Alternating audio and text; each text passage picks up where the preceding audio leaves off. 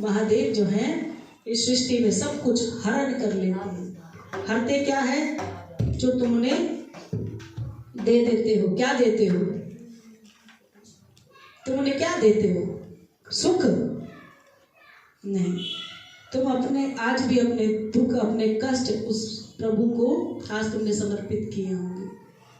किसने आ रहा था, किसने लिखा था कि दूध चढ़ाओ कष्ट कम होते हैं, तो किसने दूध चढ़ाया? किसी ने बेर चढ़ाए। मेरे पास तो ना दूध था और ना बेर। कह दो जय माता दी। जय माता दी। क्योंकि हमने क्या चढ़ाना है इन्हें? कौन बोला? कह दो जय माता दी। इनके कंठ में क्या है? विष। और विष के बाद भांग क्या करेगी?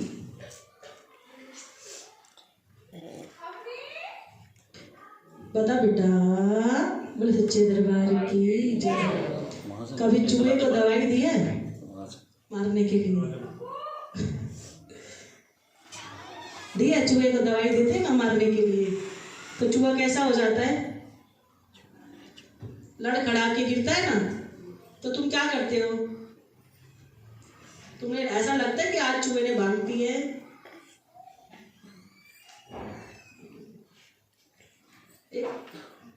चूहा एक छोटी सी गोली खाकर मदमस्त होकर घूमता है और किस ओर भागता है बेटा? किसकी ओर भागता है? पानी की ओर भागता है। और पानी की ओर भागता है ना। अब जब पूरे ब्रह्मांड का विष प्रभु भोलेनाथ ने अपने कंठ में विराजमान कर दिया, तब वो हर रोज किस ओर भागते हैं? पानी की ओर। इसीलिए हम प्रभु को अगर सेवा भाव देना चाहते हैं तो क्या देते हैं? जल चढ़ाते हैं।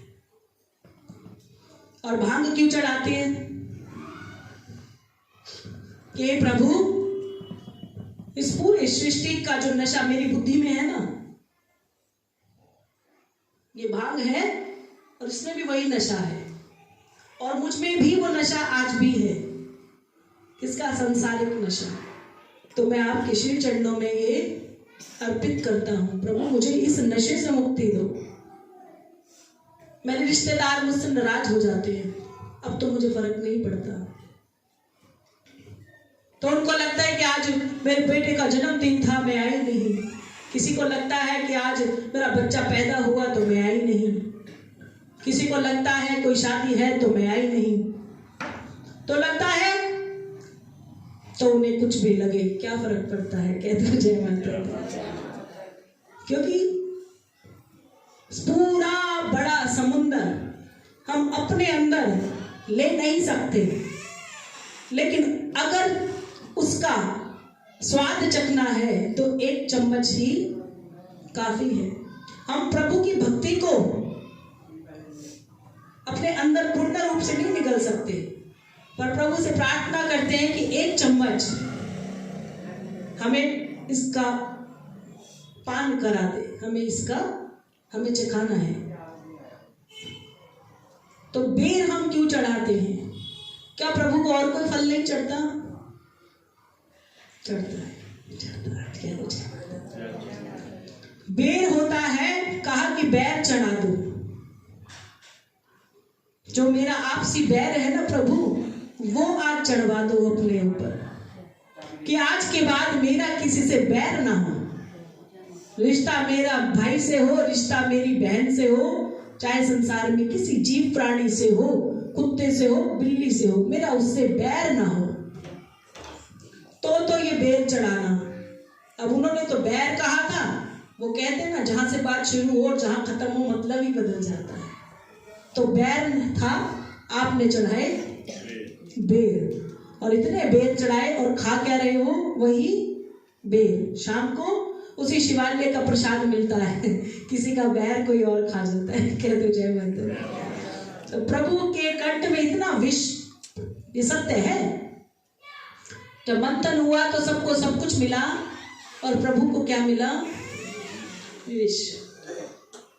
उनकी भक्ति करके हमें कौन सा अमृत मिलने वाला है? कह दो जय माता। अब कोई बुराई करे तो क्या फर्क पड़ता है कि इनका पूरा कंठ तो हम नहीं है, लेकिन अंश भर भी है तो वो मस्ती है कि अब कोई बुरा बोले हमें बुरा लगता नहीं है। यानी शायद किसी जन्म में इतने बेर चढ़ाए कि आज सच में बैर खत्म हो गया।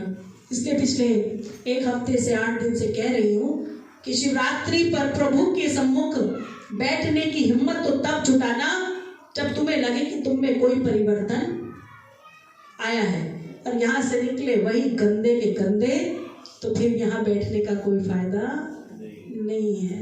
और हमें फायदा धन का थोड़ी नहीं कमाना है, और 10-20 कर्म देना भी पड़ेगा। आज सुबह से व्रत रखा है जिसने भी, वो बेर भी खा रहा है, वो केला भी खाएगा, वो शाम को आलू भी खाएगा, दही भी खाएगा, सब कुछ खाएगा ना, तो वो धन है ना उसके पास, तो उसी धन में से उसको अपने प्रभु के समक्ष ये चीजें निकालनी अनिवार्यता हो जाती। ये सेवा है, ये कर्म सेवा है। कहते प्रभु मुझे कर्म से जोड़ दो, तो प्रभु ने कहा अगर मैंने तुझे कर्म से जोड़ दिया तो तेरा कल्याण मैं नहीं तो खुद ही कर लेगा। फिर प्रभु की कहाँ जरूरत पड़ती है? जब हम अपना कल्याण खुद करने लग गए तो हम कभी ईश्वर को कहाँ याद करेंगे? लेकिन हमारी समस्या क्या है? हम उस भक्त की तरह है जो निःशुल्क सेवा चाहते हैं। कह दो जय माता दी। अभी आ जाएंगे अष्टमी के नवरात्रे, नवरात्रि तो धूमधाम से मनाएंगे, सबके जागरण, सबकी चौकियों में जाएंगे, पर जिस दिन कन्या पूजन का समय होगा उस दिन ढूंढ ढूंढ के इसके लिए चीजें लाएंगे। बोलेंगे कि बहन जी वो 10 की 3 डिब्बी वहां से मिल रही है, वहीं से ले लो, यहाँ से 40 की क्या लेनी? तो वो कौन है आपका? वो आपकी कर्म है, नाग बनकर प्रकट हो जाएंगे डसने के लिए। अपने कान तुरंत बंद कर लेना।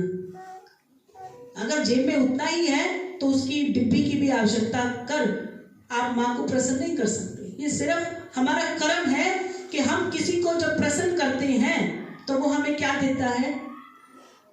बड़ी सारी है ना, खुश हो जाता है, और खुशी के बाद किसी दुआ की भी जरूरत नहीं पड़ती। आप किसी एक बच्चे को भी, छोटे से बच्चे को एक फूल देखकर भी खुश कर सकते हो, तो माँ भगवती भी वही है।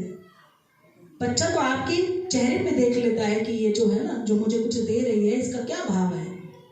तो हमें उसी भाव के साथ माँ भगवती को प्रसन्न करना है। चालाकी से ये प्रसन्न होती ही नहीं है। जयकारा शेरा वाली दा। तभी तो प्रभु ने क्या कहा कि भाई जो कर्म करता है ना, कहते कर्म की खाता है और रूप का रोता है। रूप अच्छा हो वो धनवान नहीं हो सकता, पर जो कर्म करता है वो अपनी कर्म योनियों से आगे बढ़कर ईश्वर को प्राप्त कर ही लेता है। तो हमें क्या करना है? कर्म करने हैं, और कर्म में कंजूसी नहीं करनी है। गरीब तो आप पहले भी थे, आज भी, और मर भी जाओगे। चलो मैं यहीं से ही बोलती हूँ, आप सब गरीब हो, अमीर कोई नहीं है इस धरती पर। अब गरीबी में से भी हम कैसे अपने बच्चों के लिए थोड़ा थोड़ा निकालते हैं। मैंने कभी सुना था कि लोग कहते हैं कि हमने आटे में पानी मिलाकर भी अपने बच्चों को पिलाया है। जब हम वो समय देख सकते हैं तो हम तो गरीब ही हैं, सदियों से गरीबी हमारे हृदय में है ना। लेकिन भक्ति की अमीर अब तुम्हें होना ही पड़ेगा। तुम कितने भी गरीब हो जाओ, पर गरीबी में एक बात याद रखना, अगर आपके 5 बच्चे हैं तो आप 5 को रोटी दोगे, 3 को नहीं देते। गरीबी में भी आप 5 को भोजन कराते हो तो आपने ही तय कर लेना है कि माँ भी आपके घर की एक सदस्य है।